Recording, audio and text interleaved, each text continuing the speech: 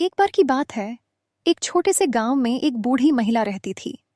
वह बहुत दयालु, समझदार और हमेशा मुस्कुराती रहती थी। गांव के लोग उससे बहुत प्यार करते थे और अक्सर उसके पास सलाह लेने या अपने दिल के बोझ हल्का करने आते थे। एक दिन गांव के एक युवक ने उससे पूछा, दादी माँ, आप हमेशा खुश क्यों रहती हैं? चाहे कुछ भी हो, आप कभी उदास नहीं होती। क्या आपको कभी दुख नहीं होता जब चीजें आपकी योजनाओं के अनुसार नहीं होती? बूढ़ी महिला ने अपनी आंखों में चमक के साथ मुस्कुराते हुए जवाब दिया, बेटा, जीवन एक नदी की तरह है। कभी शांति से बहती है तो कभी तूफान उठाती है। लेकिन मैंने यह सीखा है कि खुशी का संबंध बाहरी परिस्थितियों से नहीं, बल्कि हमारे अंदर के नजरिए से है। युवक ने हैरानी से पूछा, लेकिन यह कैसे संभव है? जब बुरे दिन आते हैं तो आप फिर भी खुश कैसे रह लेती हैं? बूढ़ी महिला ने अपने जीवन की एक घटना सुनाना शुरू किया। जब मैं जवान थी, मेरा एक परिवार था, एक प्यारा सा घर।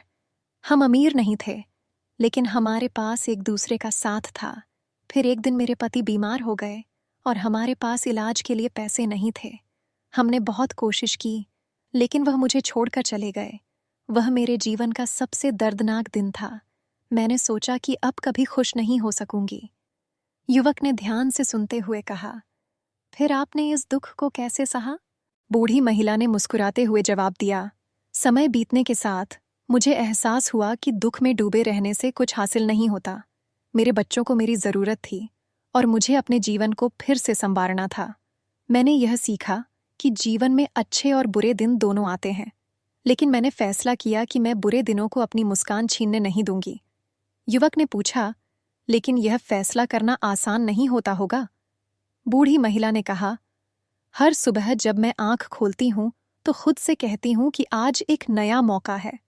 मैं छोटी छोटी चीजों में खुशी ढूंढती हूं, चाहे वह सिर्फ सूरज की किरण हो, पक्षियों की चहचहाहट हो या किसी दोस्त का एक प्यारा सा संदेश।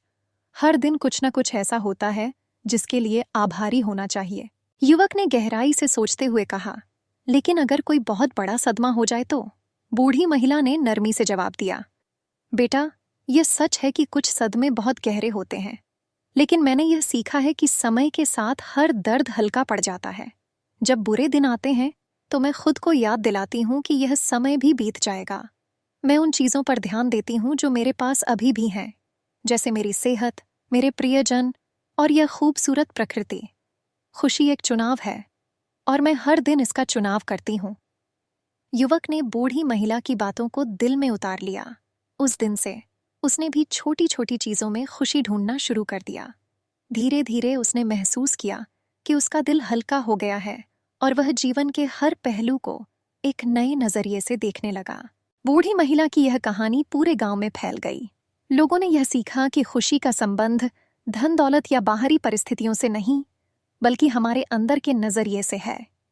उन्होंने हर हाल में खुश रहना सीख लिया और गांव एक खुशहाल और शांतिपूर्ण जगह बन गया। और इस तरह उस बूढ़ी महिला ने सभी को यह सबक दिया कि खुशी एक चुनाव है और यह हमारे अंदर से शुरू होती है। चाहे जीवन कितनी भी मुश्किल क्यों ना हो, हम हमेशा कुछ न कुछ ऐसा ढूंढ सकते हैं जो हमें मुस्कुराहट दे।